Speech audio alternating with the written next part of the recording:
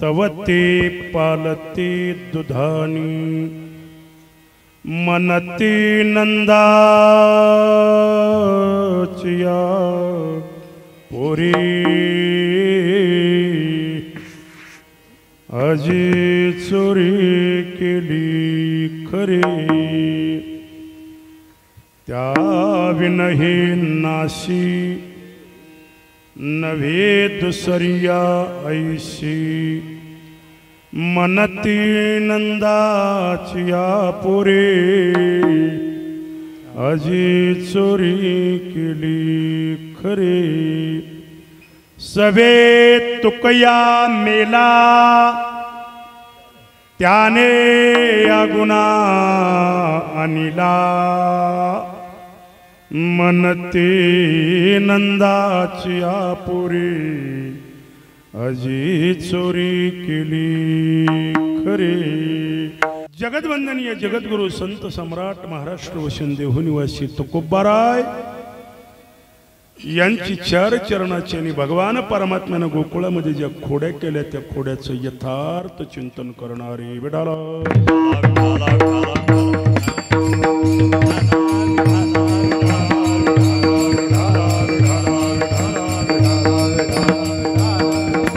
आजच्या सेवेचं आयोजन प्रयोजन आपणा सर्वांना ज्ञात आहे। अल्पसहा परिहार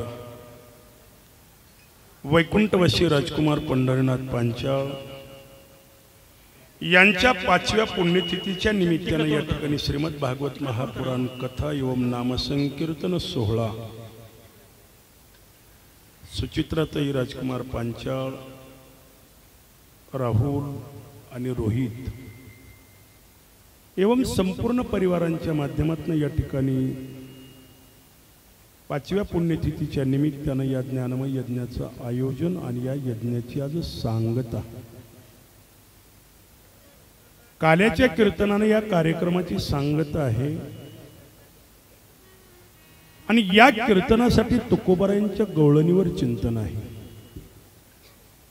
भगवान परमात्म्याने गोकुळामध्ये ज्या खोड्या केल्या त्या खोड्या तुकोबारा या गवळणीच्या द्वारा प्रतिपादन करतात। पाहती काय पाहिलं बरं कुणी पाहिलं गोकुळामधल्या गवळणीने काय पाहिलं हे तुकोबाराय सांगतात। पाहती गवळणी तवती पालती दुधानी जे दुधाचे माठ आहेत ते दुधाचे माठ पालते घातलेले आहेत हे सगळ्या गल्लीतल्या गवळणींनी पाहिलं आणि ज्यावेळेस गवळणींनी पाहिलं त्यावेळेस गवळणींची त्या प्रसंगावर काय प्रतिक्रिया उमटली हे तुकोबाराय सांगतात। मनती काय म्हणू लागल्या मनती आजपर्यंत गावामध्ये असं कधी घडलं नव्हतं आज घडलं या अर्थी त्या असं म्हणू लागल्या की चोरी करणारा चोर नेमका कुठला असेल। आणि मग एका गवळणीने सांगितलं नंदाचिया पोरी मला वाटतं की भगवान नंदबाबाच्या घरी जो जन्माला आला त्या नंदबाबाच्या घरच्या मुलाने हे कार्यस्थान केलं असावं। एका गवळणीने विचारलं बाई नंदाच्या मुलाचं नाव घेण्याचं कारण काय त्यावेळेस त्या गवळणीने सांगितलं बाई विनाकारण नाव नाही घेतलं ज्यार की ताकाचा माठ फोडला आणि दही दुधाचं भक्षण केलं त्यार्थी या जगामध्ये सार आणि आसार काय आहे हे फक्त जगाच्या मालकाला माहिती आहे। सार आणि आसार हे जगाच्या मालकाला माहिती आहे। ज्यार्थी ताकाचा माठ फोडला आणि दह्या दुधाचं भक्षण केलं त्यार्थी माझं असं मत आहे की हे कृत्य करणारा दुसरा तिसरा कोणी नसून कृष्ण आहे। त्या विन हे नाशी नव्हे दुसरिया ऐशी। आणि मग एका गवळणीने सांगितलं भगवंताला चांगली सवय होती पण देव संगतीमुळे बिघडला। कुणाच्या सवे तुकया मेळा तुकोबारांच्या संगतीमध्ये तो भगवान परमात्मा आला नवे नवे हा निर्गुण परमात्मा सगुण रूपामध्ये आणण्यासाठी सुद्धा तुकोबारायच कारणीभूत आहे। त्याने अगुणा आणिला हा जो भगवान परमात्मा निर्गुण स्वरूपामध्ये होता तो सगुण साकार करण्याचंही काम तो कोपरायांनी केलं असं या गवळणीचं सरळ सरळ चिंतन विठाल.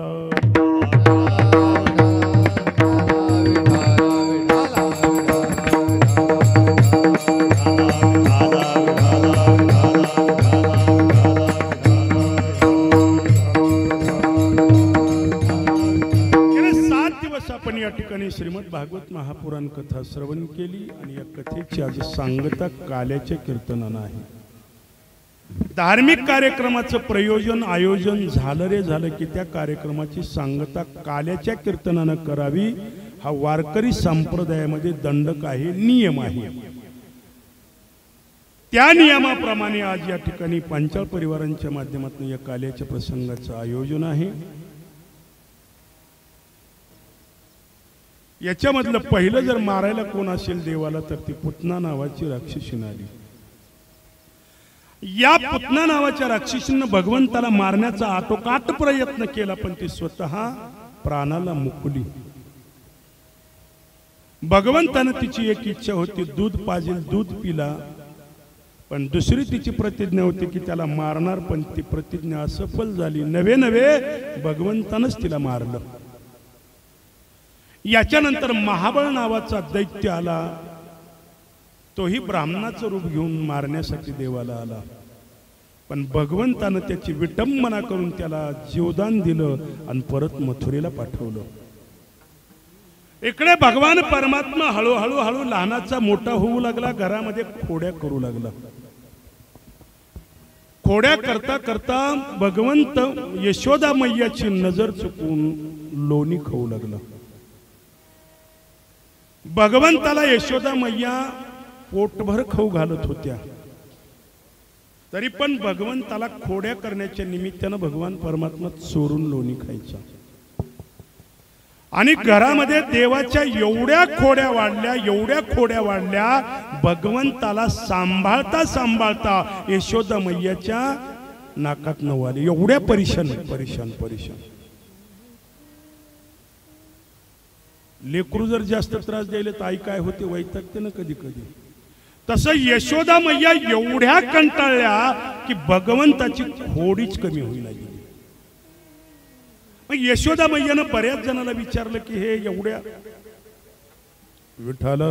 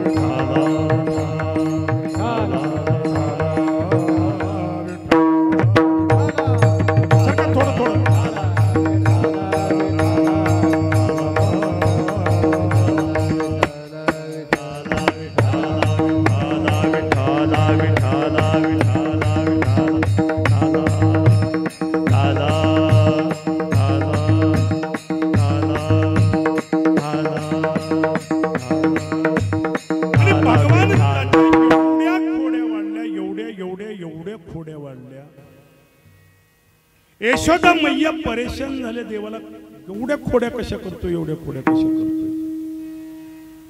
आणि मग यशोदा मैयानं विचार केला की एवढ्या देवाच्या खोड्या ज्या आरती वाढल्या त्या अर्थी बहुतेक कुठल्या तरी काळ्या विद्येची जादू झालेली असावी. म्हणून यशोदा मैयानं सद्बुद्धीचं प्रतीक असणारा भगवान गणेश याला नवस केला. गणपती बाप्पा मोरया, माझ्या लेकराला सद्बुद्धी द्या. माझं लेकरू ज्या खोड्या करताना या खोड्यापासून त्याला थोडस दूर न्या म्हणून यशोदा मैयानं गणपती बाप्पाला नवस केला. तुम्ही करताय ना नवस? नवस आहे सगळे करताय, पण एक गोष्ट लक्षात ठेवा, नवस फेडणं होत असेल तर नवस करा, नाही तर त्या भानगडीत पडू नका. तुम्ही नवस केला, तुमचं संकट टळलं, तुम्ही विसरून जाताय. पण ज्या देवाला नवस केलाय तो कधीच विसरत नाही. ते 1-2 पिढ्या शांत राहते, पण तिसऱ्या पिढीला झटका दिल्याशिवाय राहत नाही. म्हणून एक तर फेडणं होत असलं तर करा, नाही तर करूच नका. काही तुमच्या नारळाहून ते थांबला नाहीये. यशोदा मैयानं नवस केला, गणपती बाप्पा माझ्या लेकराला जर सद्बुद्धी दिली तर तुला हाराभर मोदक वाहील, म्हणजे ताटभर मोदक वाहील. आता गणपतीला काय मोदकाची गरज होती का? पण यशोदा मैयानं नवस केला. भगवंतानं मनामध्ये विचार केला, मैयाचा जास्त विश्वास कुणावर आहे? गणपतीवर. कारण ती बुद्धीची दैवत आहे. म्हणून गणपतीला रोज प्रार्थना करत जावी. दुर्बुद्धी ते मना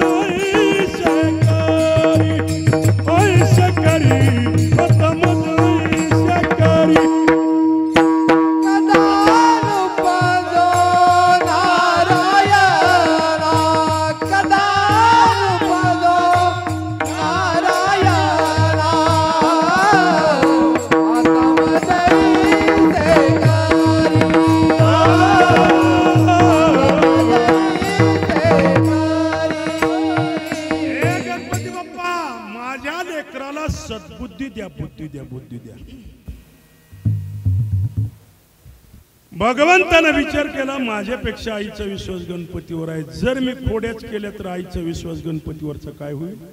उठल. म्हणून भगवंतानं मनामध्ये ठरवलं की 1 महिना कसलीच खोडी करायची नाही, अजिबात खोडी करायची नाही. आणि देवानं दुसऱ्याच दिवशी घरातली खोडी बंद केली. यशोदेला एवढा आनंद झाला, रात्री नवस केला.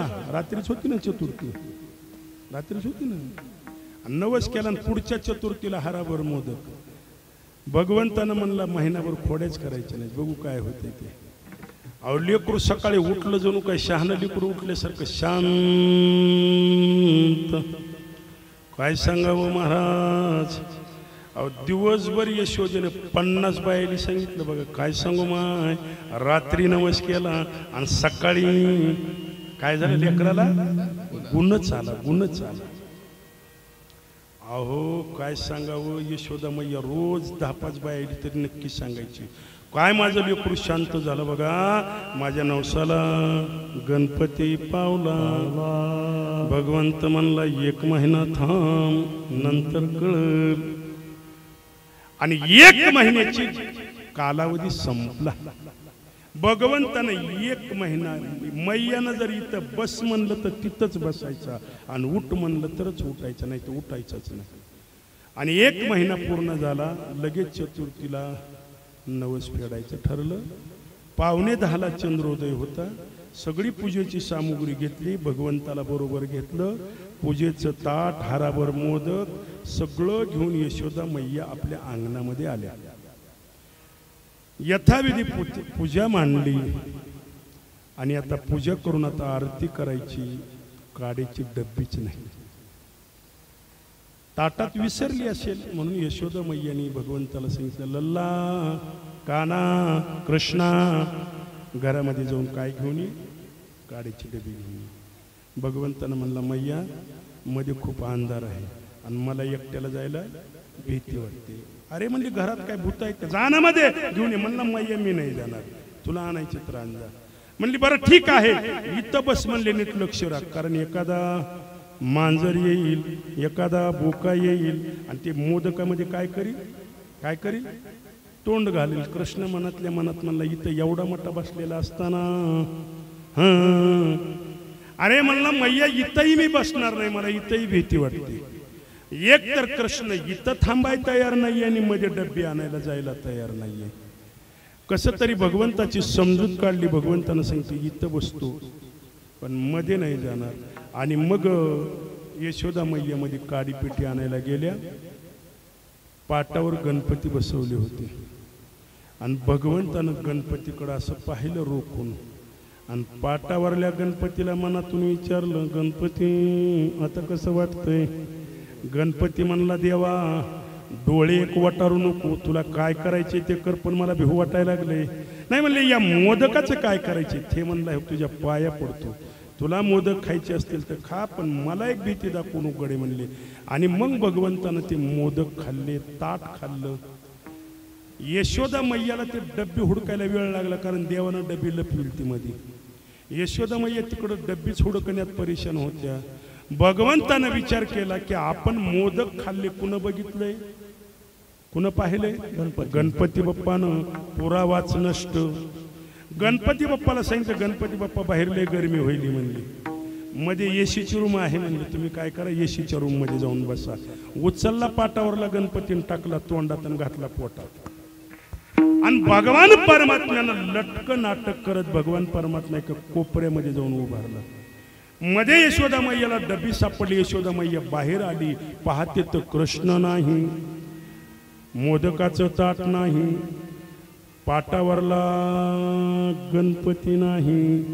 आणि मग यशोदा मैया घाबरल्या आणि कृष्णा, तवर कृष्ण बसला होता कोपऱ्यामध्ये, असं लट लट लट लट लट लट कापत होता. कृष्ण म्हणला, मैया तुला म्हणलं होतं ना. म्हणल्या, काय झालं? मैया, अगं तू मध्ये गेल्याबरोबर एक मोठ्या पोटाचा बावा उंदरावर बसून आला. कशावर बसून आला? उंदरावर बसून आला.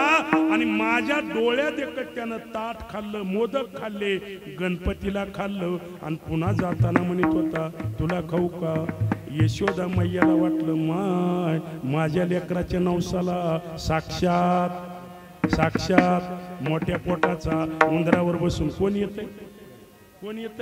नक्की माझ्या लेकराच्या नवसाला साक्षात गणपती आला आणि गणपतीनंच तो मोदक खाल्ला. त्या मैयाला काय माहिती तर मोठा गणपती बसलाय म्हणून. भगवंताला पुन्हा त्या यशोदा मैयानं पुन्हा भगवंताचा नवस फेडण्यासाठी मोदक केले, आरती केली, भगवंताला मोदक समर्पित केले. 1 महिना पूर्ण झाला आणि मग भगवंतानं दुसऱ्या दिवशी खोड्या करायला सुरुवात केली. देव म्हणला, आता खोड्या घरात नाही करायच्या, आता खोड्या घराच्या बाहेर करायच्या. आणि मग भगवान परमात्मा घराच्या बाहेर आला. भगवंत बाहेर आल्याबरोबर त्या गोकुळातली सगळी मुलं भगवंताच्या जवळ आली आणि सगळी मुलं भगवंताच्या अवतीभोवती खेळत असताना भगवंतानं सगळ्या लेकरांकडे पाहिलं आणि भगवंतानं मनामध्ये विचार केला की सगळी मुलं अशी आशक्त आहेत. त्यावेळेस मुलांना विचारलं, का रे आपल्या एवढं दही दूध तूप लोणी मुबलक प्रमाणामध्ये असताना तुम्हाला तुमचे आईवडील खायला देत नाहीयेत का?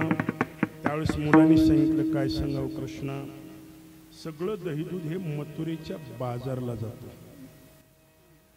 बाजाराला विकण्या निघाली दही दूध तुपानी लोणी. ओ हे कृष्णा, सगळं दही दूध तूप लोणी कुठे जाते? मथुरेच्या बाजारला. कृष्ण म्हणला उद्यापासून मथुरेला जाणार दही दूध तूप लोणी विकायला जाणं बंद. आणि मग मुलं म्हणले काय करायचे? म्हणले गवळणी निघाले का ते डेरे घेऊन कुठं? मथुरेला. रस्त्यामध्ये अडवायचे आणि अडवून काय करायचं? त्यांचं दही दूध खायचं. भगवान परमात्म्यानं सांगितलं ठीक आहे उद्यापासून तसं करू. पण कृष्णाला पोरांनी सांगितलं कृष्णा, जर आपण त्या गवळणींचं दही दूध अडवून खाऊ लागलो तर सगळ्या गावामध्ये आपण काय करू? काय ठरू? चोर ठरू ना. हे असं काही योग्य नाही कृष्ण. मग काय म्हणणं नाही म्हणले गुपचूप चोऱ्या करू ना. पोरांनी सांगितलं, भगवंतानं सांगितलं काही हरकत नाही. आणि मग भगवंतानं सांगितलं संध्याकाळी माझ्या घरी या. कुठं या? माझ्या घरी या. भगवंतानं घरी बोलवली मुलं. 12 वाजता ते दरवाजा उघडला. सगळ्या मुलांनी येऊन येथेच पोटभर दही दूध तूप लोणी खाल्लं. पहिला दिवस पोट भरलं. पोट भरलं एवढं खाल्लं मुलांनी. त्या मुलांना खाल्लं त्याच्यात समाधान नव्हतं. त्यांना टेन्शन होतं उद्याचं. आज खाल्लंय घरी जाऊन गपचिप झोपावं का? पोरं म्हणले कृष्णा आजचं भागलंय उद्याचं कसं? आता आपल्याला आजची चिंता आहे का उद्याची चिंता आहे? आपल्याला आजची चिंता आहे का? देवानं आज भरपूर दिले पण आपल्याला आहे त्याच्यात आनंद नाही. उद्या कसं होईल? पोरं म्हणले कृष्णा उद्याचं कसं? कृष्ण म्हणला उद्या या आपल्याच घरी. 4 दिवस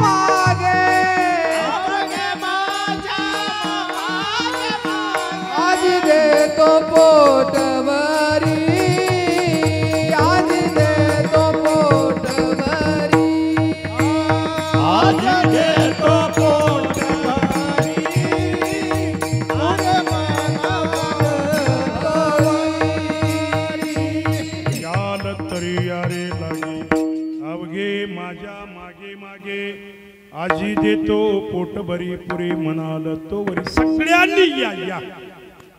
सगळी मुलं येऊ लागली आणि सगळ्या मुलांनी येथेच त्या लेकरांना खाऊ घातलं.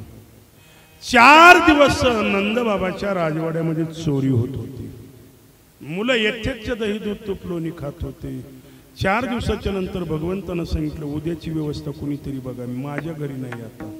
आता दुसऱ्याच्या घरी कुणाच्या घरी एवढं दही दूध लोणी नव्हतं.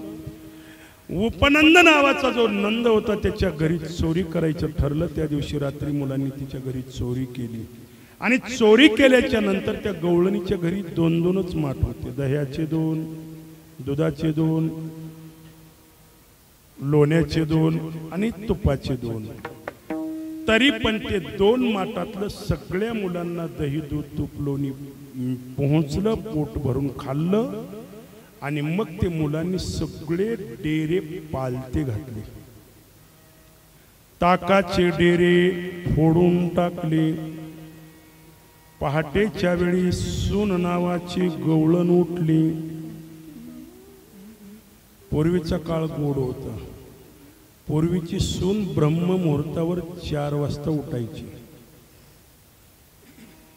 पण आताची सून सकाळी सकाळी पहाटेच्या 11ला उठते. कितीच्या? पहाटेच्या 11ला उठते. 11ला. बरं गपचिप मध्ये तरी बसून जातं घासावं का? पुन्हा पोर्च मध्ये येऊन जातं घासते अजून. म्हणजे गावाला कळावं मी किती वाजता उठली. असो चला. ब्रह्ममुहूर्तावरती गवळण उठली. पारसं काम झालं.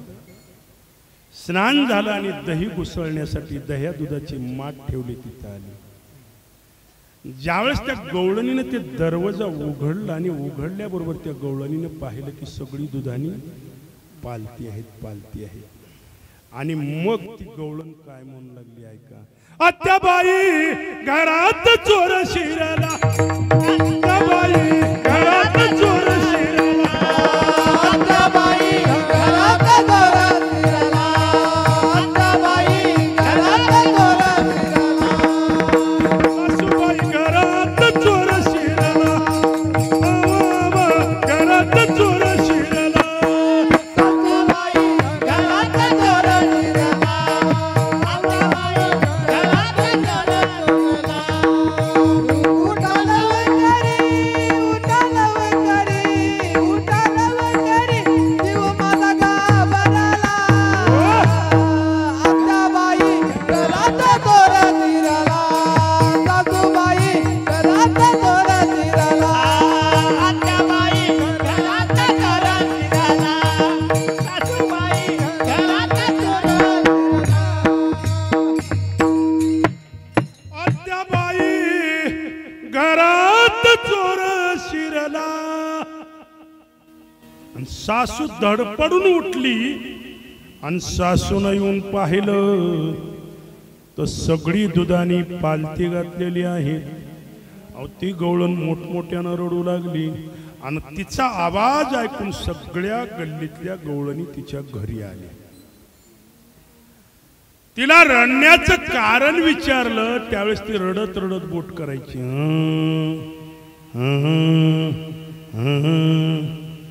आणि मग गवळणींच्या लक्षात आलं की ही का रडते ती.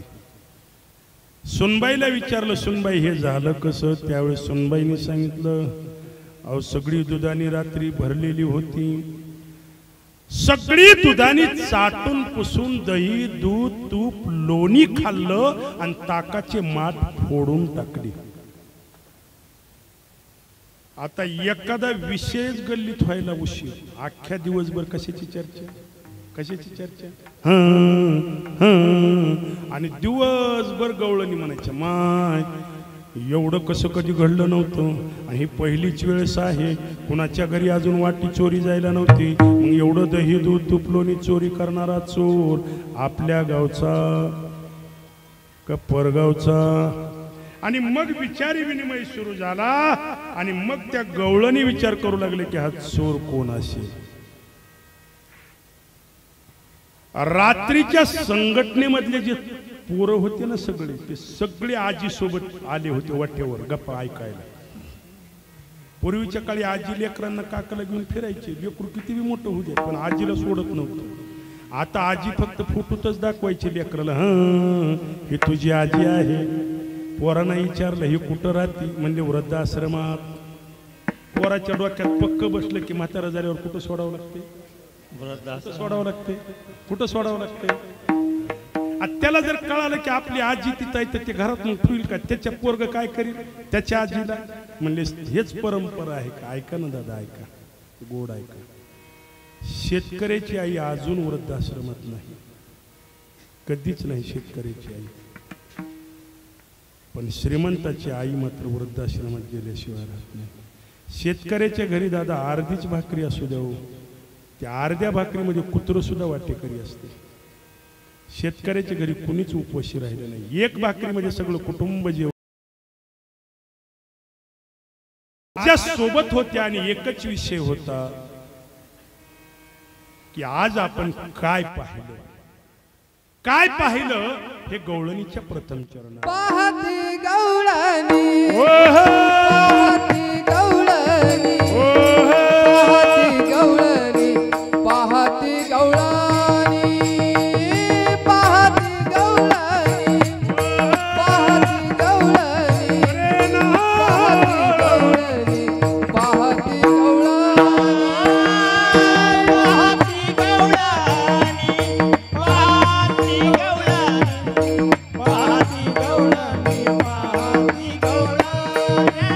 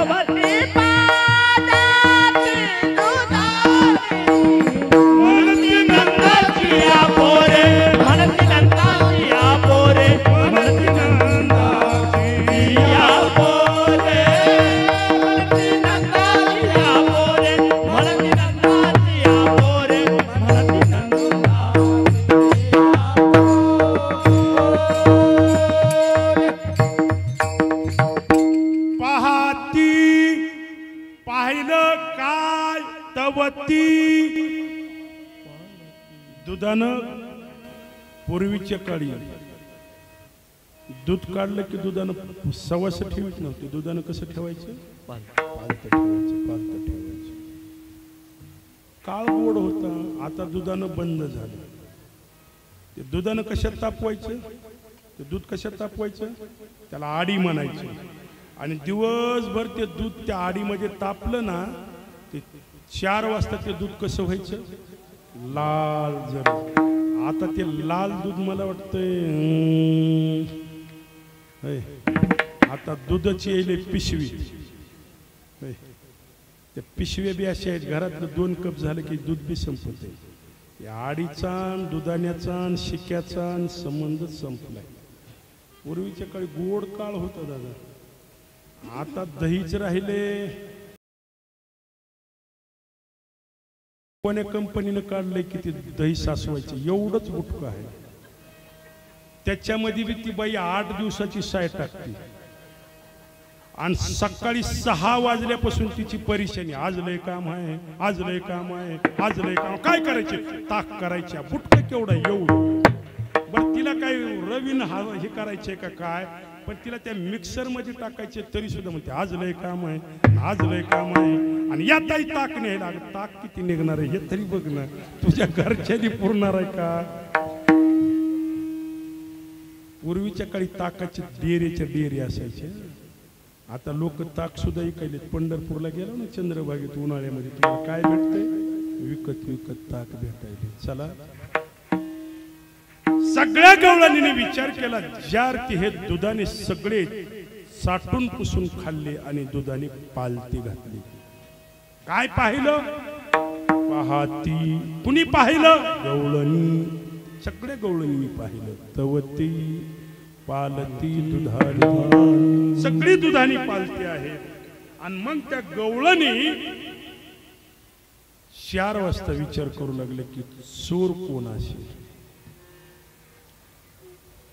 सगळ्या गवळणी विचार करत होत्या. एवढ्यामध्ये प्रभावती नावाच्या गवळणीनं संशय व्यक्त केला. खात्री नाही सांगितलं, संशय केला. ती म्हणली, ज्या अर्थी दही दूध तूप लोणी खाल्ल्याने ताकाचे माठ फोडले, त्या अर्थी माझा संशय असा आहे गवळणीच्या 2य चरणामध्ये. मनती नंदाची आपोरे,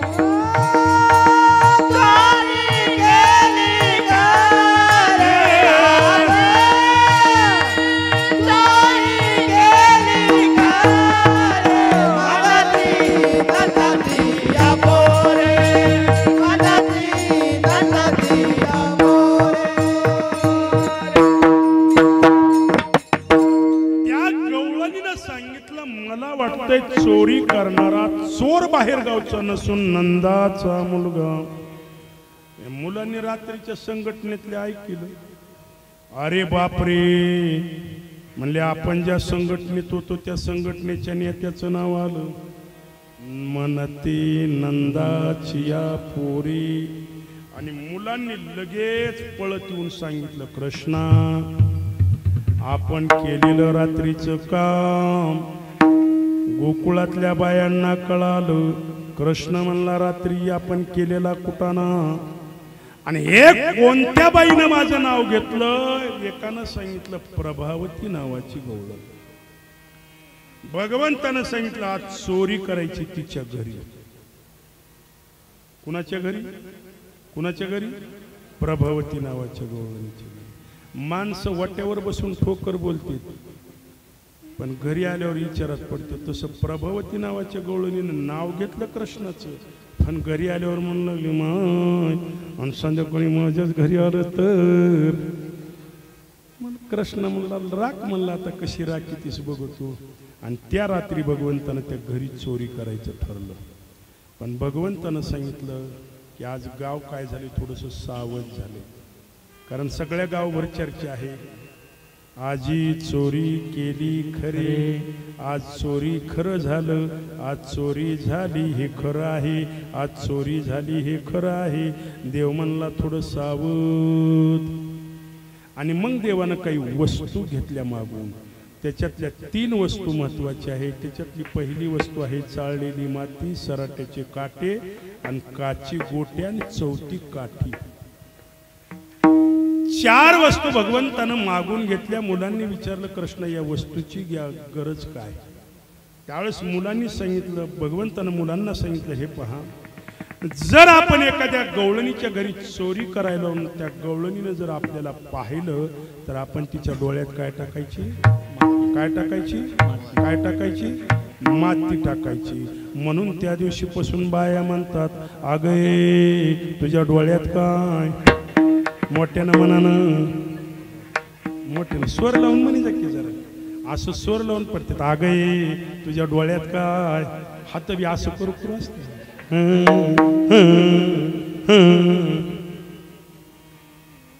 चला, मातीनं काय परिणाम होणार? ती आंधळी होणार, तिला दिसणार नाहीये. आणि मग आपण पळून जाऊ. थोडं थोडं सरका पुढे, आता करा थोडं ऍडजस्ट. पुन्हा पूजा करायला इकडे गडबड होईल. इथं पूजा करायची नाही पुन्हा. विठाला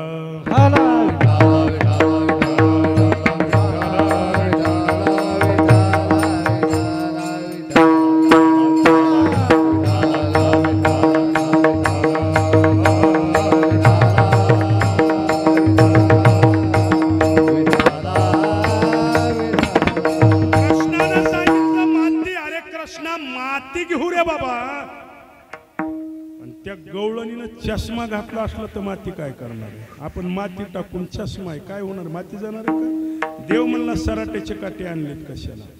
कसाही टाका, एक काटा उभाच. आणि मग माती टाकून जर नाही परिणाम झाला आणि ती जर पळायला लागली आपल्याला धरायला तर सराट्याचा काटा. मग सराट्याचा काटा मोडला की ती काय करील? थांबून. आणि मग आपण पळून जायचं. पोरं त्याच्या पुढचे. त्यानं एकानं म्हणला जर तिनं चप्पल घालून पळाली तर. कृष्ण म्हणला उग बस. बाया कुठं झोपताना चप्पल घालतात का? पोराईने सांगितलं आताशी किचन वाट्यावर आलाय.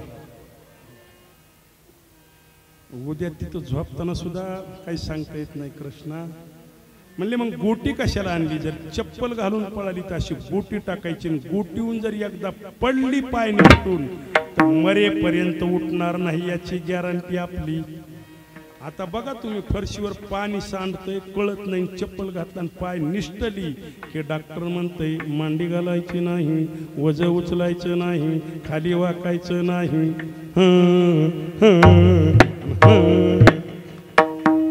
आता आजार बी असे निघालेत भारी, काय सांगावं, लय अवघड आहे हो.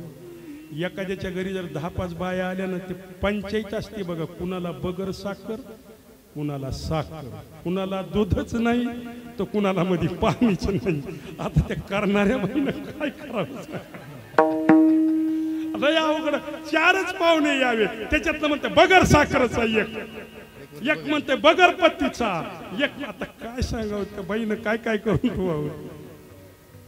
साखर खायची नाही, गुळ खायची नाही, तिखट खायचं नाही, आंबट खायचं नाही, मग काय माती खायची का? काय खायचं काय? आता हे खायचं नाही, ते खायचं नाही, ते खायचं नाही, बटाटा खायचं नाही, वांग खायचं नाही, दोडका खायचं नाही, मग खातीस काय?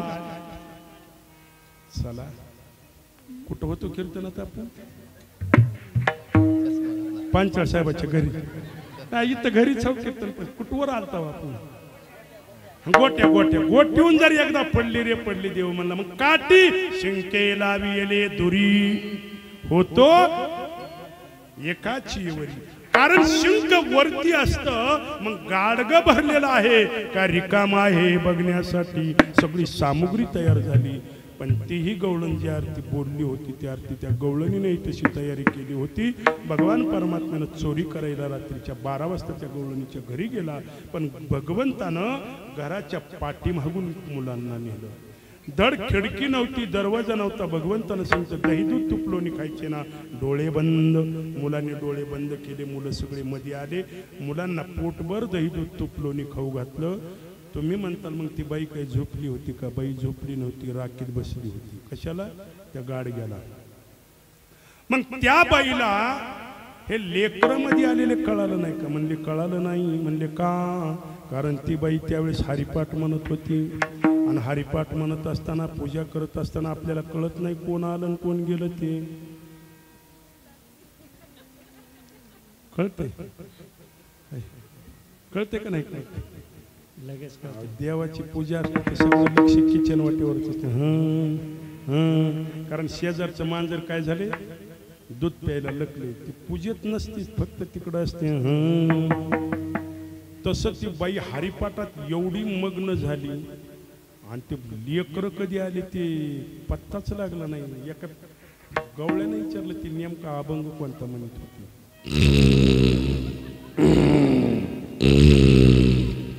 गिरगाड झोपली राग काय बसली.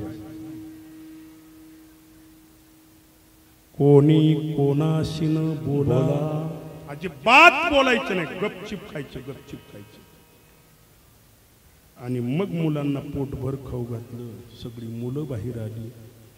पेंद्या विचार करत होता मंत्र कोणता म्हणला. ह्यानं डोळे बंद करा, आणि मध्ये आणलं. मुलांना सांगितलं भरलं पोट, भरलं, डोळे बंद करा, चला. मुलांनी डोळे बंद केले. पेंद्यानं अर्धा डोळा, जसा काल अर्जुनानं अर्धा बंद करून बघत होता कोण कोण येईल, तसं पेंद्यानं अर्धा डोळा बंद केला आणि पेंद्या सवण्यात अडकला. भगवंतानं सगळ्या मुलांना बाहेर काढलं. दारी निजला होता म्हातारा. भगवंतानं ताकाचा डेरा उचलला आणि दारात झोपलेलं म्हातारं त्याच्या गुडघ्यावर डेरा फोडला. ते म्हातारं ठणननन बोंबललं. बाप का वरडला म्हणून लेक आरडला, नवरा का वरडला म्हणून बाई पळतच बाहेर आली. बघितलं तर सगळी खापरच, सगळं ताक. त्या बाईची तळपायाची आग मस्तकाला गेली. ते नवऱ्यालाच आरडली, होय का झोपला होता का काय? त्यानं म्हणला थोबाड फोडील. ताकाच्या दह्याच्या दुधाच्या डेऱ्यापाशी तू होती, मधल्या दारात मी होतो, मधला डेरा बाहेर कसा आला मला काय माहिती. म्हणला बघ जाऊन तू. मध्ये जाऊन बघितलं तर पेंद्या लटकत होता. काय पाया पडले असतील खाली जाऊन. असा काठीने मारला तो कोबराईने सांगितलं, देवावर जर अर्धा विश्वास ठेवला तर यमाच्या कचाट्यात अशा काट्या खाव्या लागतात. म्हणून एक तर देवावर विश्वास ठेवा, नाही तर ठेवूच नका. विठाला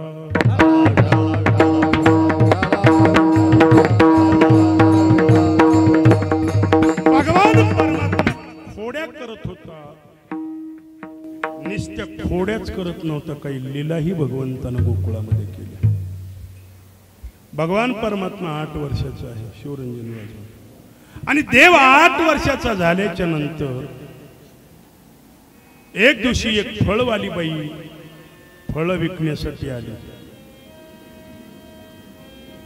पाऊस पडत होता, 2 दिवस झालं मुसळधार पाऊस पडत असल्यामुळे तिच्या फळाला कुणीही गिऱ्हाईक लागलं नव्हतं. घरामध्ये लेकरं उपवासी आहेत. जर हे फळं विकली तर उदरनिर्वाहासाठी काहीतरी 10-5 रुपये मिळत होते. पण 2 दिवस पावसानं तोंड घराच्या बाहेर काढू दिलं नव्हतं. घरामध्ये उपासमार होत होती. तिसऱ्या दिवशी सकाळी थोडीशी उघाड मिळाली आणि ती बाई मोठ्या आनंदानं प्रेमानं ते फळाचं टोपलं घेऊन बाजारामध्ये गोकुळामध्ये विकायला आली. सकाळी 8-8:30 वेळ आहे. भगवान कृष्ण नंदबाबाच्या दारामध्ये बसलेला आहे. त्या बाईच्या मनात एकच प्रश्न आहे, आज तरी माझी फळं विकतील का? आज माझ्या लेकरांना काही खायला भेटेल का? ती फळं घ्या म्हणून ओरडत होती, पण अजून गिऱ्हाईक काही कुणी लागलं नव्हतं. एवढ्यामध्ये भगवंतानं आवाज दिला, आई.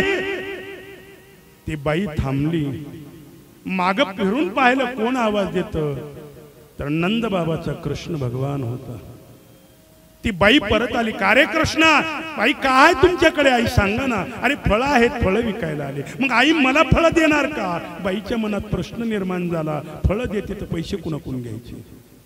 2 दिवस झालं लेकरांना घरी काही खायला नाहीये. हे फळं विकली तर मला लेकरांना काहीतरी खायला नेता येणार आहे. नाही म्हणते तर राजाचा मुलगा आहे, धर्म संकटामध्ये अडकली, देते तर पैसे कुणाला मागू? नाही म्हणते तर नंद बाबाचा मुलगा आहे. त्या बाईनं डोक्यावरचं टोपलं खाली टेकवलं, त्याच्यावर असं कपडा झाकलेला होता. ऐका ना दादा, त्या बाईनं फक्त कपडा आदर केला आणि हातमध्ये घातला आणि त्याच्यातलं एक फळ काढलं आणि कृष्णाला दिलं. कृष्णानं ते मिटक्या मारत मारत फळ खाल्लं. आई, खूप छान फळ आहेत, गोड आहेत, अजून एक दे ना.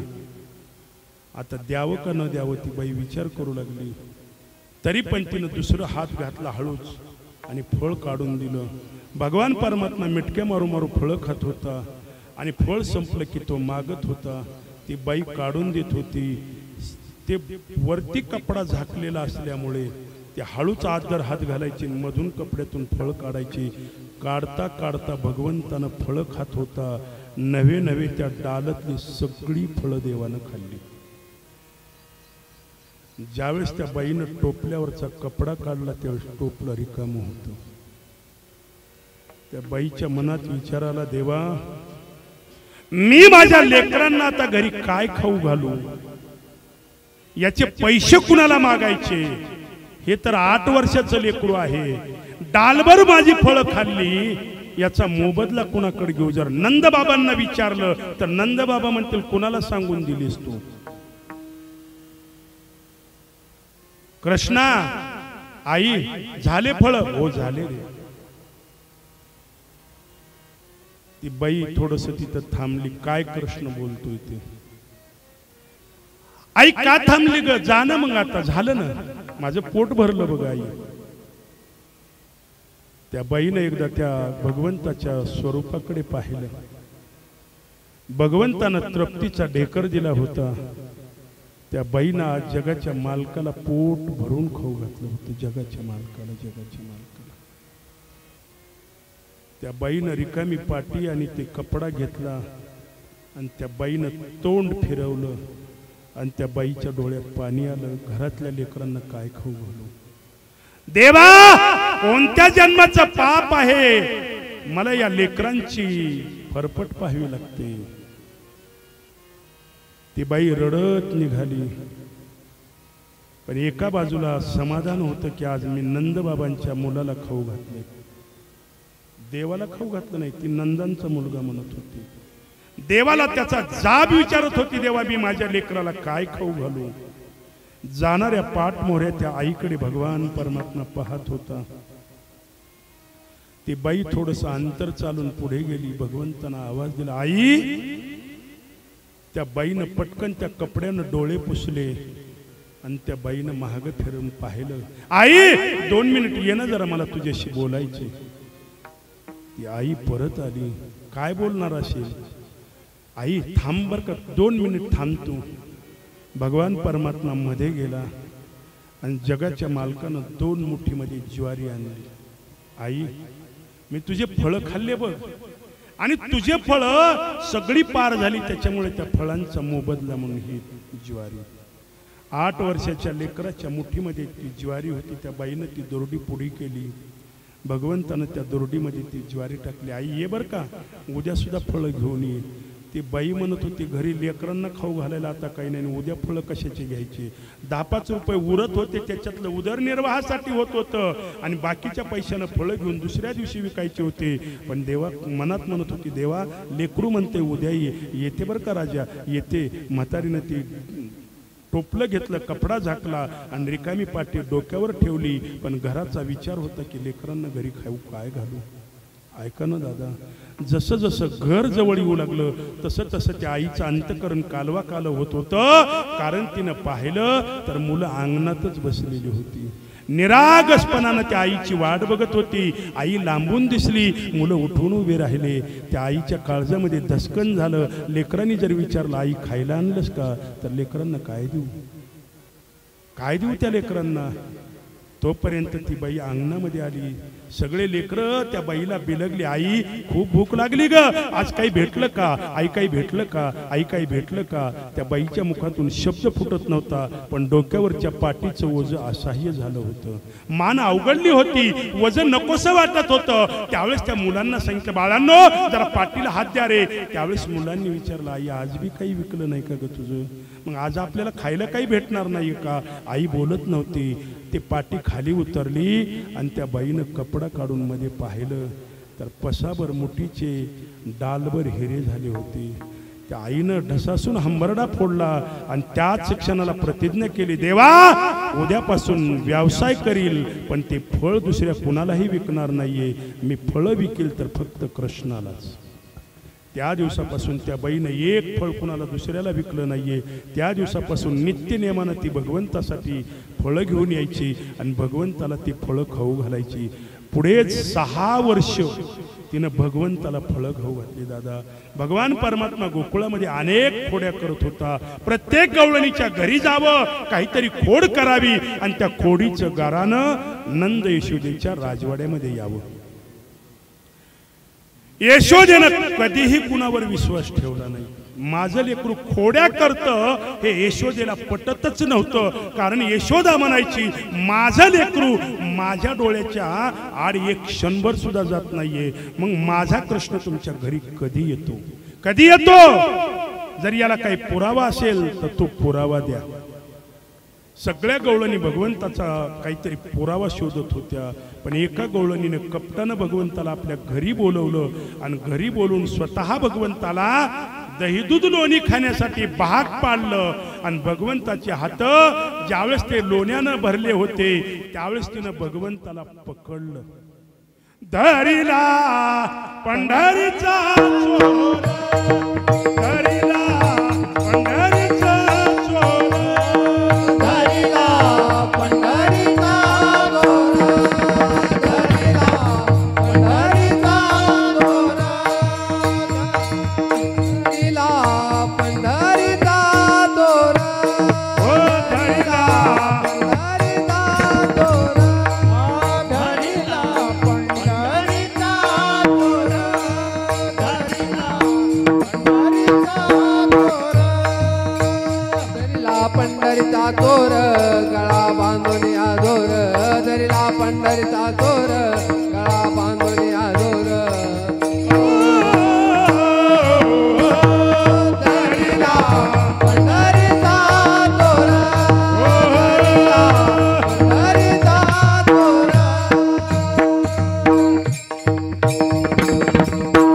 चला चोर पकडला, चोर पकडला. ओ आई, अहो तुम्ही बोलवलं होतं ना, आणि माझं नाव चोर म्हणून काय सांगता. हे लबाडा, तुला बोलवलं होतं म्हणून एवढ्याला हात बरोबर खायचं असतं का. तुम्ही सांगितलं ना त्या डेऱ्यातलं खा. भगवंतानं मनातल्या मनात विचारलं, तुझ्या पोटामध्ये एवढं कपट आहे का, चल दाखवतो तुला. तिनं जगाच्या दृष्टिकोनातून जगाच्या मालकाला पकडलं होतं, थोरल्या दारामध्ये आणलं. चल वडत तुला तुझ्या आईला सांगते. तुझी आई म्हणते ना, माझं लेकरू खोड्या करत नाही, सांगते, दाखवते दाखवते पुरावा. कृष्ण म्हणला चल दाखव. आणि मग ती कृष्णाला ओढत ओढत निघाली. पण तिचा महाद्या नावाचा मुलगा सकाळी खेळाय बाहेर गेला होता. थोरल्या दारामध्ये तो मध्ये आला आणि कृष्णाला विचारलं एवढ्या सकाळी आई कुठं घेऊन चालली. ते म्हणला काहीतरी म्हणले हो दुकानावर कोणाच्या तरी बिस्किटचा पुडा खाऊ घालते चल म्हणजे. महाद्या म्हणला मग मला. त्यानं मला चला आपण दोघं अर्धा अर्धा खाऊ. हे दोघं खाली बोलत होते. त्या बाईच्या अंतकरणामध्ये एकच विचार होता मी चोराला पकडलं. कृष्ण म्हणला ओ आई. मी काय रे किती वेळ छान झालं एकाच हाताला धरून ओढायला लागला. अहो हे धरानं हात म्हणला आणि डावा हात सोडला आणि महाद्याचा उजवा हात त्या बाईनं धरला. कृष्ण झाला मोकळा. मागलच्या गल्लीतून कृष्ण आईपशी हिनं धरला आणि आणला वडीत रस्त्यावर. चला चोर पकडला. बाया म्हणल्या रात्री चांगली होती सकाळी हिला काही येडाचा झटका आला का काय. चोर म्हणते लेकरू तिचं स्वतःच. बरोबर बरोबर वडत कृष्णाला आणलं. पण कृष्ण नव्हता तिचा महादेव होता. यशोदे ये बाहेर ये बाहेर. यशोदा म्हणली माय आज आणि सकाळी कोण आले की. कृष्ण कुठं गेलता का. कृष्ण म्हणला मैया सकाळपासून तुझ्या जवळच आहे ना मी कशाला कुठं गेलो.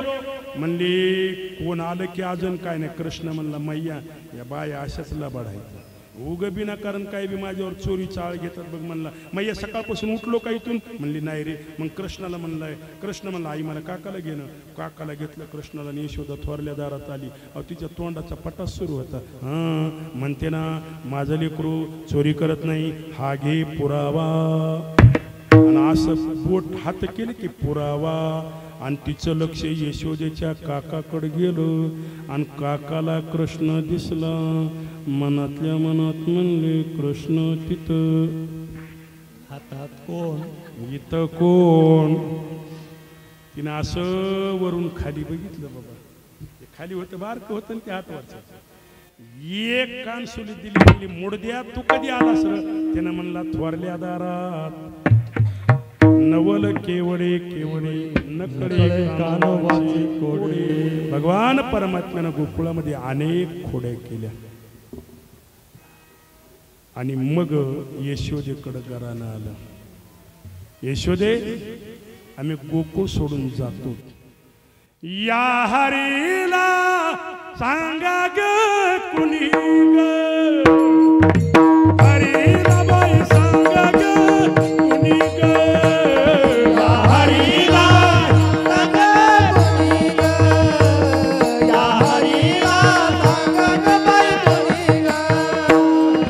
नंदाचा नंदन आडवितो आडराने गवळणी ग. नंदन आडवितो आडराने गवळणी ग. नंदाचा नंदन आडवितो आडराने गवळणी ग. नंदाचा नंदन आडवितो गवळणी ग. या हरीला बाई सांगा ग कुणी ग. हरीला बाई सांगा ग कुणी ग.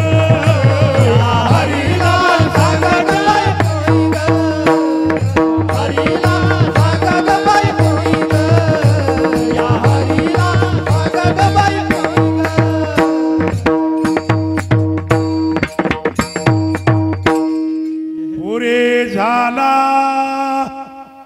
त्रास हरीचा वीट आला या गोकुळाचा. पोरे बाळे सांडून जावे जावे त्यांच्या घरी गो. या हरीला सांग ग कुणी. सगळ्या गवळणीचं रोज रोज रोज रोज रोज घराने यायचे. भगवान परमात्मा रोज गवळणीच्या घरी जावा खोडी करावी. गाईच्या जागेवर बैल बांधावी. बैलाच्या जागेवर गाई बांधाव्या. कधी कधी गाईच्या जागेवर गाढवं बांधावी. धार काढायला मध्ये गेलं रे गेलं की त्या गाढवानं सरळ ते धार काढणारा चरवी अंगणात फेकून द्यावं. अशा नाना प्रकारच्या खोड्या करत होता. गवळ्याची आणि गवळणीची भगवंतानं दाढी वेणीची गाठ बांधली. ज्याने ज्याने भगवंताला दोष दिला त्यांना त्यांना भगवंतानं थोडी थोडी काय केली, शिक्षा दिली. त्या गवळणीची आणि गवळ्याची दाढीवेणीची गाठ बांधली. सकाळी ब्रह्ममुहूर्तावर गवळण उठली. गवळण उठल्याबरोबर तिच्या वेणीला झटका बसला, इकडे त्या गवळ्याच्या दाढीला झटका बसला आणि गवळ्यानं विचारलं, का माझी दाढी ओढते? ती म्हणते, तुम्ही का वेणी ओढताय? दोघांनी पाहिलं तर भगवंतानं ती गाठ मारली होती. आता ती गाठ सोडायचा प्रयत्न केला, गाठ सुटना. बराच वेळ प्रयत्न केला पण गाठ काही सुटना. शेवटी कापायचं ठरलं. त्या स्त्रीनं सांगितलं, कापायचं तर तुमच्याकडून कापा, अजिबात माझ्याकडून हात लावायचा नाही. हा हा हा. त्यानं म्हणला, अजिबात दाढीला ते लावणार नाही, कापायचे तर तुझ्याकडून कापायचे. ते म्हणले, बसा तसंच, माझ्याकडून नाही कापायचे. ते पुन्हा शेवटी ठरलं, बसायचं ती किती, म्हणजे गाठवून कापायचा प्रयत्न केला, कापना. शेवटी जाळायचा प्रयत्न केला, जळना. एवढ्याच सकाळचे 9 वाजले आणि दारात भिक्षा मागायला भिक्षुक आला. त्यानं विचार केला, ही बाई कधीच 9 वाजूस्तोवर झोपत नाही. आज दार पारसं आहे, रांगोळ नाही, तुळशीला पाणी नाही, रात्री तर काही झालं नसून. म्हणून त्यानं त्या दाराच्या फटीतून मध्ये बघितलं तर हे सोडासोडी करीत होते. आणि मग त्यानं मोठ्यानं आवाज दिला, अहो दार काढा ना. आता दार कसं काढायचे? त्यांनी ते दार हळूच काढलं. म्हणले, दादा मध्ये ये. त्यानं म्हणलं, आता शिक तर मागाय सुरू केले, मलाही उशीर झालाय, गावभर मागायचे. ती बाई म्हणली, सगळ्या गावाचं पीठ तुला आज एकटीच देते. त्यानं म्हणला, रोज पासाभर देत होतीस ना, आज बरं एकटीच द्यायला तयार झालीस. म्हणली, दादा फक्त मला मोकळं करा. त्यानं मोकळं करण्याचा प्रयत्न केला पण काही सुटणं गेलं. त्यानं म्हणला, कृष्णाला काही बोलला होता का? म्हणले होते काल. म्हणला, मग त्याच्याकडे जा. आता तवर वाजले होते 9:30. सगळं गाव रस्त्याला होतं आणि गावातून रस्ता एकच मधातून लहानीसाहेब. आता 9:30-10ची वेळ. आता कृष्णाचा नंदबाबाचा राजवाडा तिकडच्या कडला आणि ज्याची दाढी विणीची गाठ बांधली ती घर इकडच्या कडला. आणि निघाली ना सकाळी 10 वाजता वरात. गोकुळातले पोरं म्हणले, एवढ्या वराती बघितल्या पण अशी वरात आयुष्यात पहिलीच. कारण आजपर्यंत वरात बघितली, नवरदेव पुढी होता म्हणले, नवरी महाग होती. पण आजची वरात म्हणले इगडीच आहे, नवरी पुढी आहे आणि नवरदेव महाग आहे. कारण इनीला दाढी बांधली, ती नवरी पुढी चालायली आणि ते गवळी होतं बुटकं आणि गवळण होती उंच. ते लागलं ना लटकत लटकत चालायला. ते पोरायली मजा वाटली आणि ते पोरं सगळे हुर्र म्हणून त्यांच्या मागं लागले. शेवटी नंद यशोदेच्या राजवाड्यासमोर आले. यशोदा म्हणली, आज आणि कुणाचं घरानं आलं? भगवंत म्हणला, मैया मला काकाला घेणं. यशोदेनं काकाला घेतलं आणि हे वरात दारात आल्याबरोबर यशोदा बाहेर आली. भगवंताची दृष्टी गाठीवर पडली आणि ती गाठ आपोआप सुटली. भगवंताची गाठ ते दृष्टी पडल्याबरोबर आपोआप सुटली. यशोदेनं विचारलं, काय झालं? हा म्हणले, दाढी विणीची गाठ बांधली. यशोदा म्हणले, डोक्यावर पडली का काय? कुठं बांधलंय तुला? कुठं बांधलंय? आणि तिनं बघितलं तर खरंच मोकळी. खरं सांग, आपल्याला बांधलंय का आपण बांधून घेतलं? आपल्याला बांधलंय का आपण बांधून घेतलं? बरीच माणसं म्हणतात, महाराज व्यसन सुटच ना. बरेच माणसाला तंबाखूची सवय लागलेली असते. काय करावं महाराज, तंबाखू सुटच ना. मी म्हणलं, तंबाखूची पुढी दुकानातून पळत येते, तुझ्या गच्चीला धरून खा म्हणून ही करते. अरे तू तिथवर जातो, तिला घेऊन येतो, सुट नका, तू सोडीनच तिला. आपण सोडून दादा, भगवंतानं सांगितलं तुला बांधलं होतं कोणी, तू स्वतः बांधून घेतलं. बळे होता, मुक्त होता परी बळे जा घेऊन या चंद माझे, घेऊन या चंद माझे.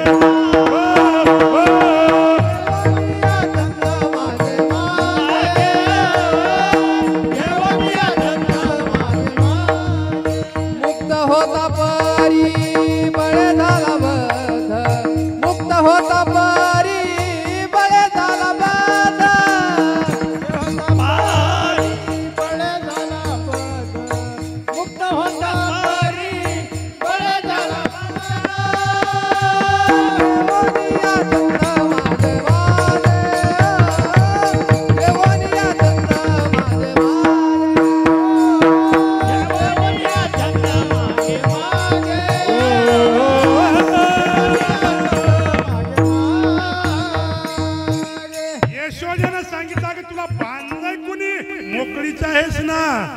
भगवंतानं सांगितलं तुम्ही स्वतः बंधनात अडकलात, मुक्त होता परी बळे झाला बद्ध, घेऊन या छंद माझे माझे.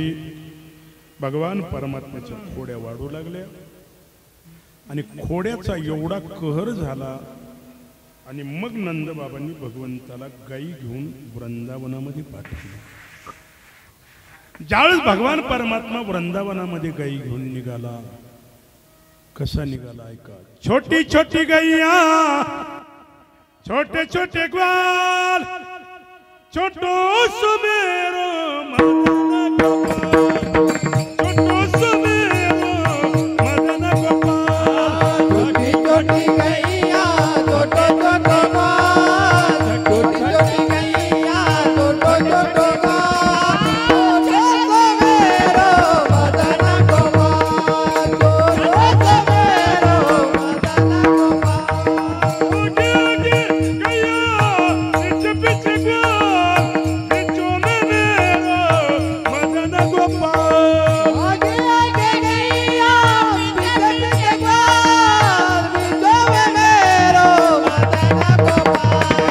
छोटी छोटी गैया, छोटे छोटे ग्वाल, छोटी छोटी गैया, छोटे छोटे ग्वाल, बीचों में मेरो मदन गोपाल, बीचों में मेरो मदन गोपाल. गाई गोपाळ, गाई गोपाळ, गाई गोपाळ सोंगडी वना, गाई गोपाळ सोंगडी वना. भगवान परमात्मा गाई घेऊन रानामध्ये गेला आणि भगवान परमात्मा गाय काय करू लागला, चारू लागला. खांद्यावरी कांबळी, हो, हातामध्ये काठी, खांद्यावरी कांबळी, हो, हातामध्ये काठी. हातावरी काठी, हातामध्ये काठी, हो, हो. हातावरी काठी, हातामध्ये काठी. खांद्यावरी कांबळी, हातामध्ये काठी, खांद्यावरी कांबळी, कांबळी, हातामध्ये काठी. हातावरी काठी, हातामध्ये काठी, हातावरी काठी, हातामध्ये काठी. सारित से देनू, सारित से देनू, सारित से देनू सावळा श्री हरी, सारित से देनू सावळा श्री हरी, सारित से देनू सावळा श्री हरी.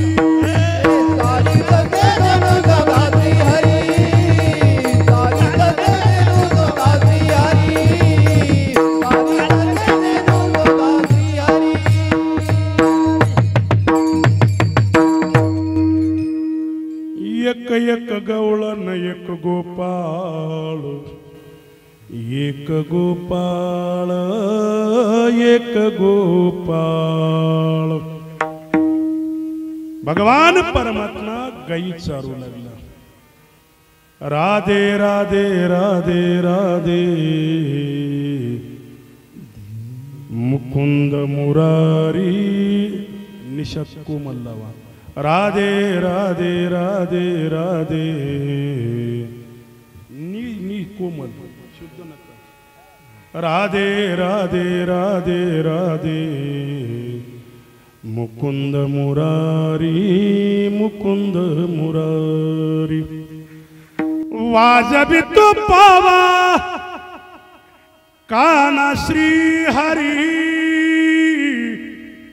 वाजवी तो पावा काना श्री हरी. चारित से धेनू, चारी तसे धेनू हो चारी तसे धेनू जाऊ का गावाकडे चारी तसे धेनू चारी तसे धेनू सावळा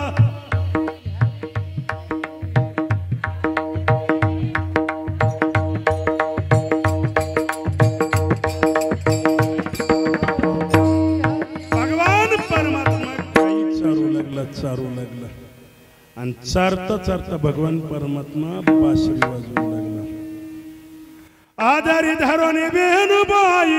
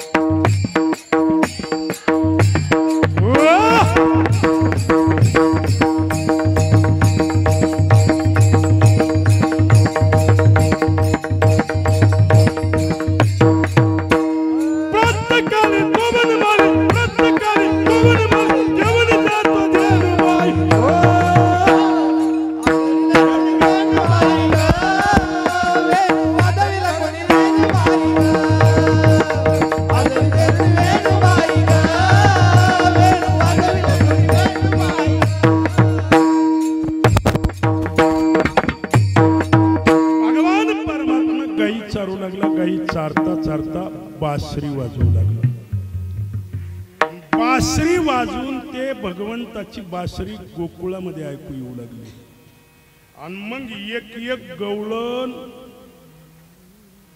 कुठं येऊ लागली वृंदावनामध्ये कुणाला बघायला कृष्णाला बघायला येण्याचं कारण काय त्या गवळणी खरं कारण सांगितलं देवा खरं सांगितलं का आले ऐकायचे का मुळीच नव्हतं रे माझ्या मना मुळीच नव्हतं रे काना माझ्या मना तुझ्यासाठी आले मना काना रे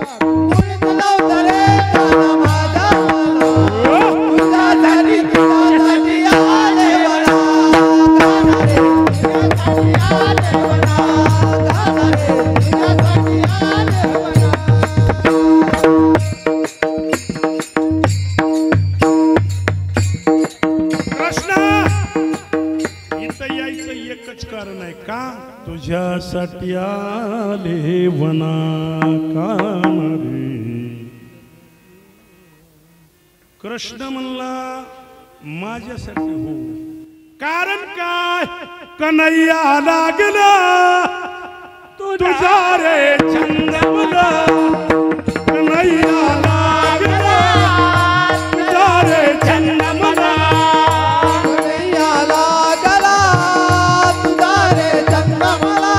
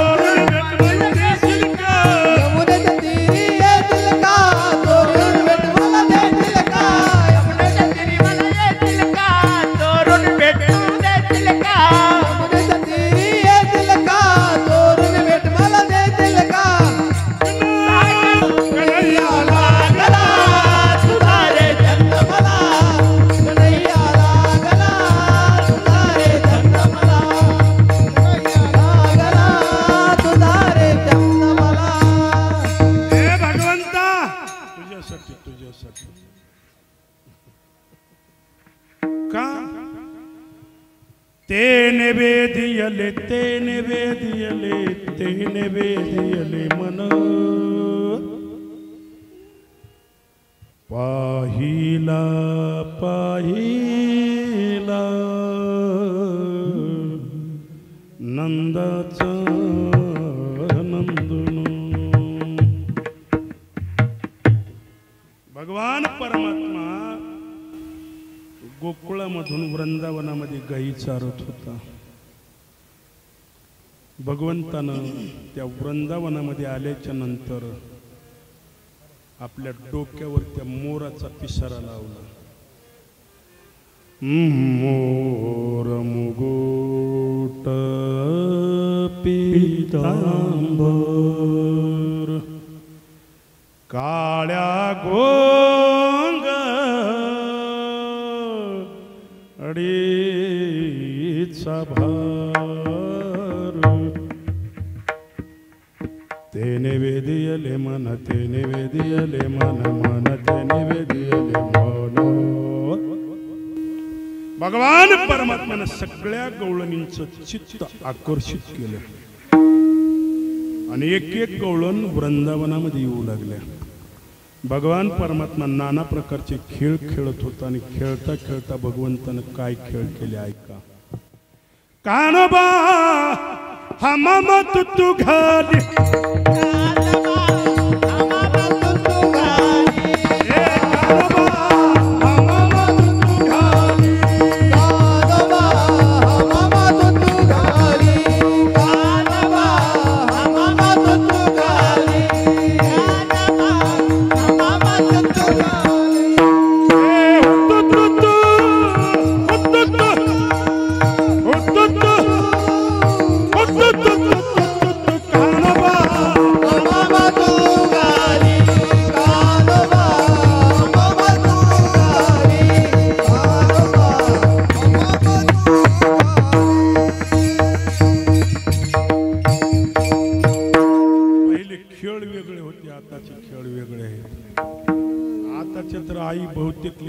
खेळूच देऊन गेले.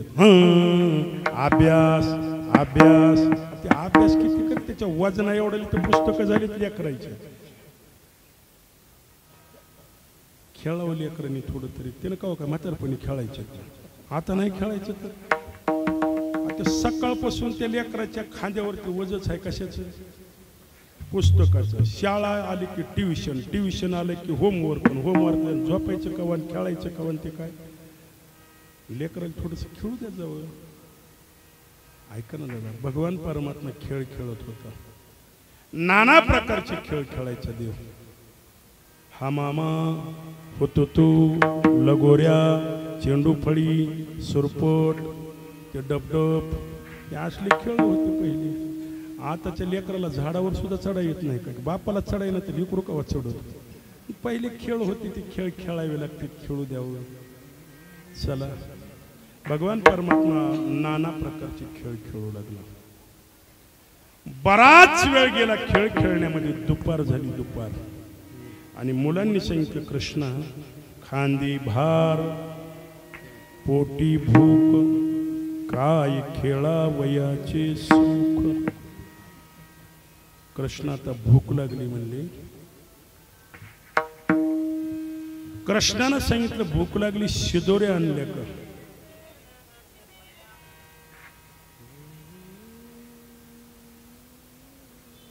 मुलांनी सांगितलं कृष्ण आणल्या शिदोऱ्या. आता फुल शिवरंजनीचे स्वर वाजले. शिवरंजनी शिवरंजनी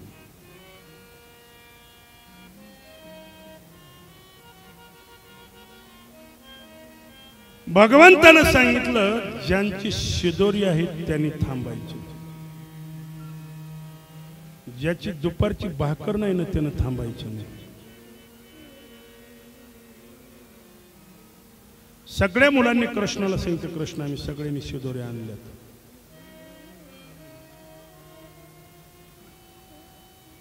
पण त्या मुलामध्ये एका मुलाकडे शिदोरी भाकरी नव्हती दुपारची. ऐका ना दादा गोड ऐका.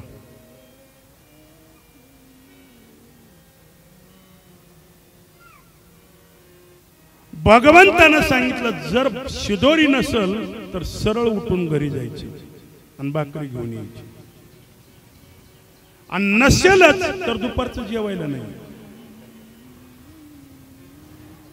सगळ्या मुलांकडे भाकरी होती, पण तेवढ्या मुलामध्ये एक भाकरी नसणारा बुराकी होता, मुलगा होता, गवळी होता.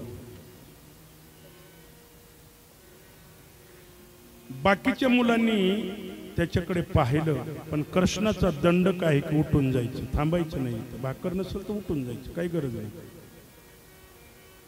ते मुलगा उठला आणि एका झाडाच्या बुंद्याच्या आड जाऊन तो मुलगा बसला. ऐका ना दादा, गोड ऐका, गोड ऐका. त्या मुलानं झाडाच्या बुंद्याला पाठ दिली, गुडघे वरती केले आणि गुडघ्यावर डोकं ठेवून तो लेकरू रडू लागला.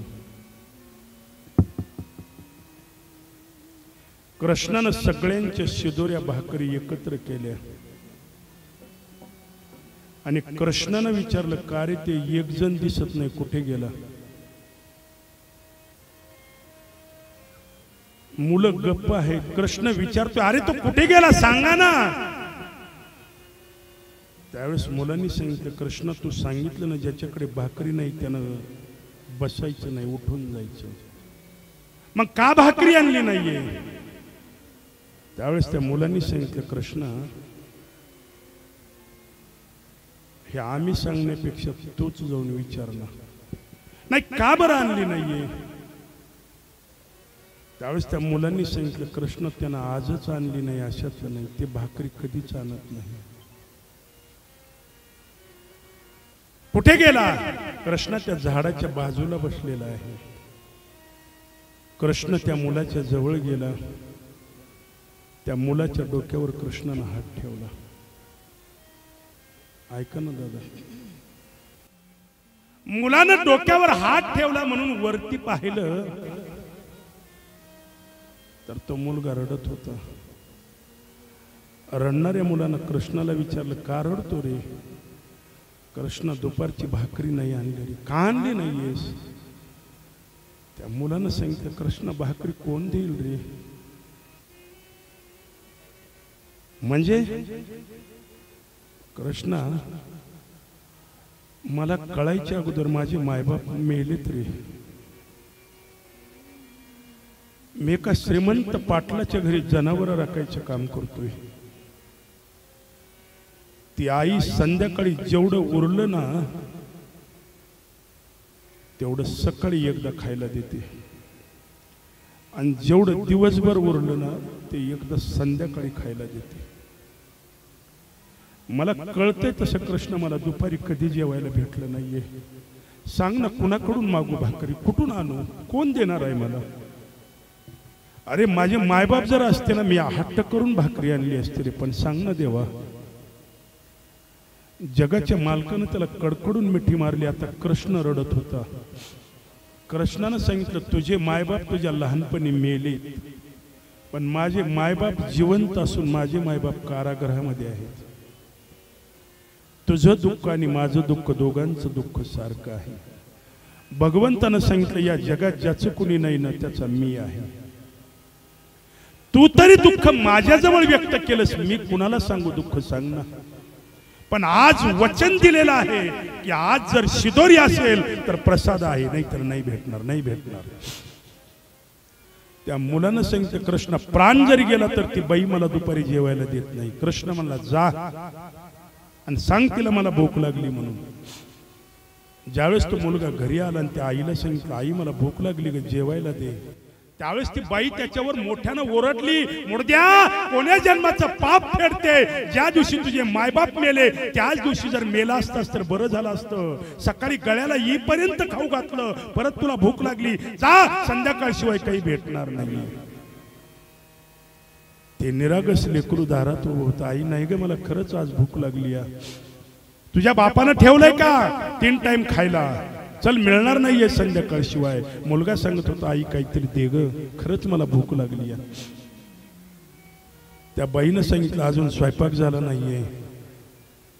त्यावेळेस त्या बाईनं सांगितलं, फक्त घरामध्ये ताक आहे, त्यानं म्हणला ताक तरी दे ना. ते बारक्या बुटक्यात त्या गाडग्यामध्ये ती ताक घेऊन आली आणि त्या लेकराकडे तिनं ते ताकाचं गाडगं दिलं, बारकं छोटस. त्यावेळेस ते मुलगा ते ताक घेऊन निघाला. त्यावेळेस म्हणले कुठे चालला? सांगितलं वृंदावनामध्ये जायचे. तुझ्या बापानं ठेवलंय का? इथं पेन परत जा. स्वतः खायचं आणि पुन्हा दुसऱ्याला घेऊन जायचं जमणार नाहीये. मुलगा धर्मसंकटामध्ये पडला. काय करावं काय करावं? ऐका ना दादा, त्या मुलानं ते ताकाचं गाडगं तोंडाला लावलं. 2 घोट त्या मुलानं ताक स्वतः पिलं. 3रा घोट जगाच्या मालकासाठी तोंडामध्ये धरला आणि ते मुलगा गोकुळातून वृंदावनामध्ये पळत आला. तोंडात ताक आहे त्याच्या.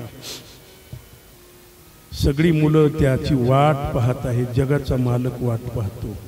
आणि मग कृष्णाने विचारलं शिदोरी आणली का? त्यावेळेस त्याच्या तोंडामध्ये ताक होतं. त्यानं बोलता येत नव्हतं म्हणून त्यानं म्हणलं देवा तोंड आ कर. त्याला असं सांगायचं होतं. जगाच्या मालकानं तोंड आ केलं आणि त्या लेकरानं तोंडातली गुळणी जगाच्या मालकाच्या तोंडात टाकली. भगवान परमात्मा तुम्ही कसे आहेत हे पाहत नाही, तुमच्या अंतकरणातला भाव पाहतो. भगवंतानं शबरीचं काय पाहिलं? शबरीचा भाव पाहिला. सुदामदेवाची काय पाहिले? सुदामदेवाची भक्ती पाहिली. सुदामदेवाची पोहे नाहीत पाहिली. विदुर काकांचं काय पाहिलं? विदुर काकांची भक्ती पाहिली. त्या लेकराचं उष्ट ताक होतं हे जगाच्या मालकानं पाहिलं नाहीये, पण त्याच्या अंतकरणातला जो भाव होता तो भाव पाहिला आणि भगवंतानं ते ताक आपल्या तोंडामध्ये घेतलं. भगवंतानं तृप्तीचा ढेकर दिला आणि मग मुलांना सांगितलं तुम्हाला आता प्रसाद देतो. सगळे जण पंक्तीला बसा.